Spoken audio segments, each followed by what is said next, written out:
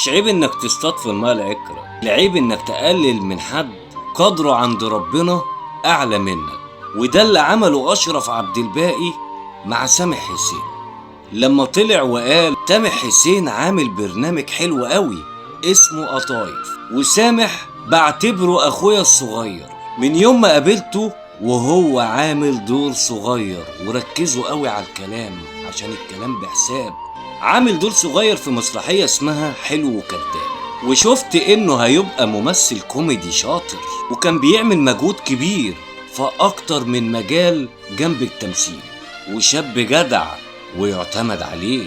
ولما اتعرض عليا فيلم لخمة راس رشحته واتقابلت انا وهو واشتغلنا على الشخصية، وده حقق نجاح كبير في الدور، وده شجعني ان ارشحه في راجل وست ستات.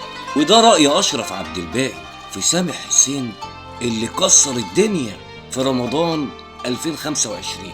برنامج قطايف اللي ما اتصرفش عليه ربع جنيه وبقى حديث السوشيال ميديا. مش بس كده، ده كمان الأوقاف كرمت سامح حسين بحضور الرئيس عبد الفتاح السيسي. وقد ايه الرئيس عبد الفتاح السيسي كان فخور بشخصية سامح حسين وبرنامج قطايف، غير الوطن العربي اللي بيهني مصر على شخصية سامح حسين وبرنامج قطايف.